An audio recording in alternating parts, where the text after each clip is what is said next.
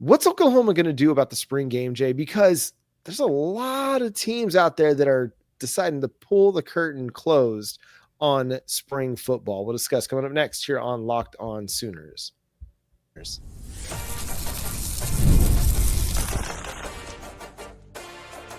You are Locked On Sooners, your daily podcast on the Oklahoma Sooners. Part of the Locked On Podcast Network, your team every day.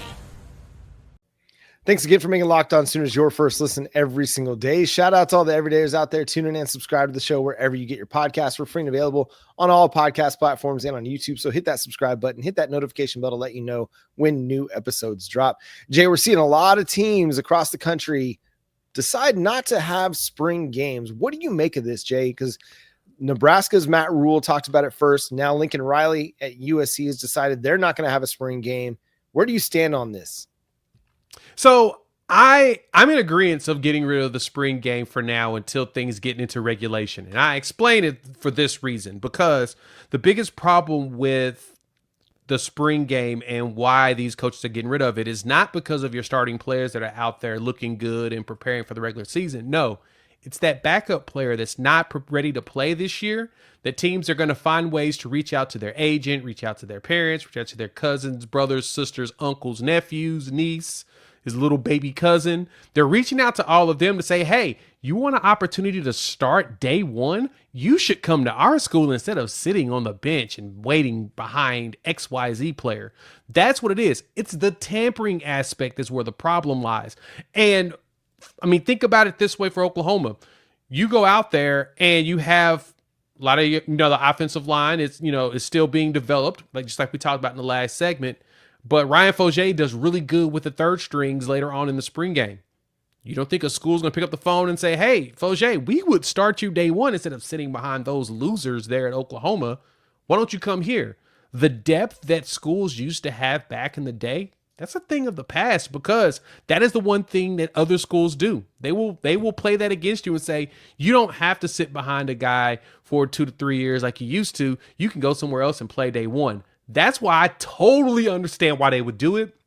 And I can see Oklahoma doing the same thing. Man, I would hate it. I really would. It's a great opportunity to see your team.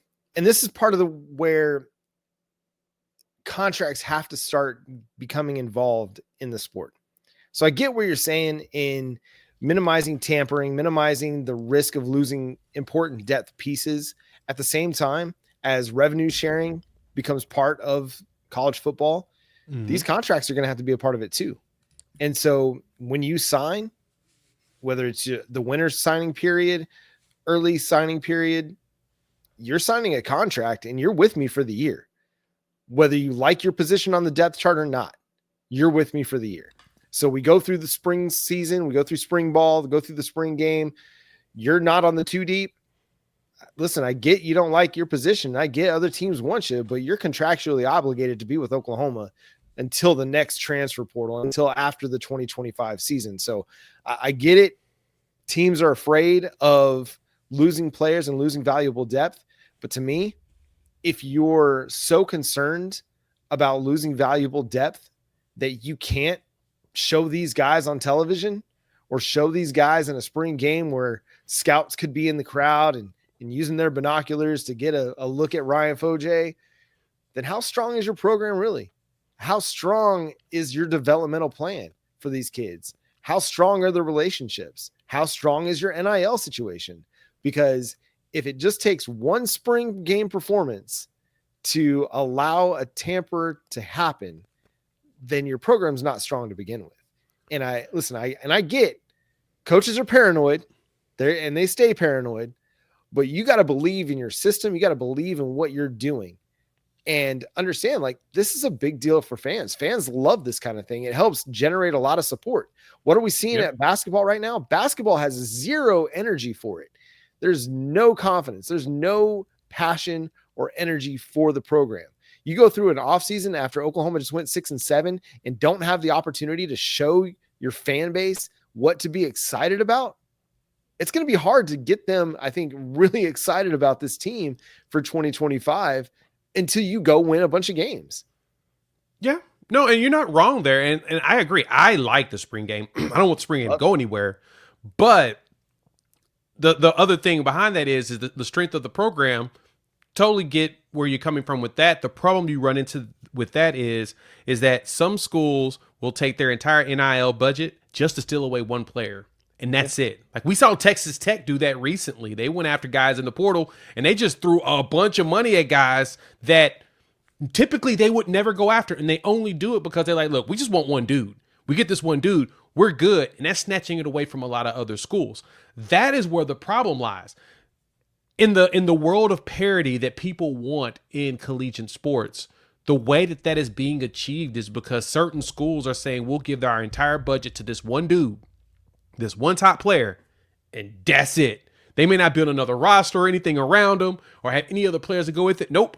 They're just going after, they're throwing their Hail Mary for one guy. And if they land it, then that kind of throws things off, especially throws off the numbers for everybody else.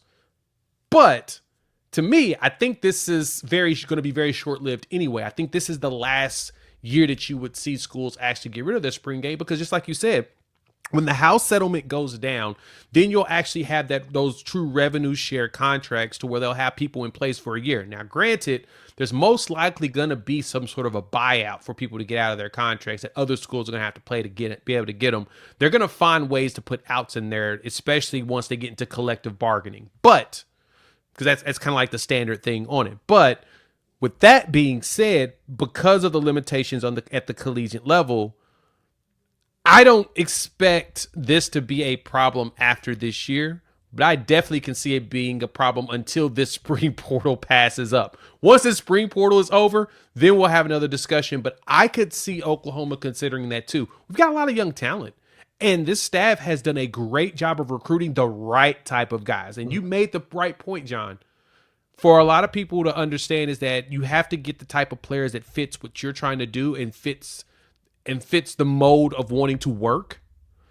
And then that's the guys you got to, that's how you show the culture and the strength of your program. I think Oklahoma has done that. While at the same time, some of these schools, man, they get desperate. They'll do what they can to throw stuff at these guys. And that's where the problem lies. Yeah, and they will. And Oklahoma will lose guys. Don't mistake me. They're going to lose some guys after the spring game, after spring season, because the roster limitations are such that Oklahoma's going to have to get down to that 105 cap. Yep. And whether it's walk-on guys or scholarship guys, I would not be surprised to see one or two of either of those go elsewhere. Yep. And you're just going to see that kind of thing. It happens at the NFL level after the preseason. Cut downs happen and guys they have to get down to their 53-man roster. And then before they can even get to their practice squad roster, they got to cut guys down. They got to cut them and put them through waivers before they can re-add them back to the practice squad. Oklahoma's going to have to do something similar in processing some dudes. And that's just part of it. But it's also part of why they only went with 18 guys in this 2025 recruiting class.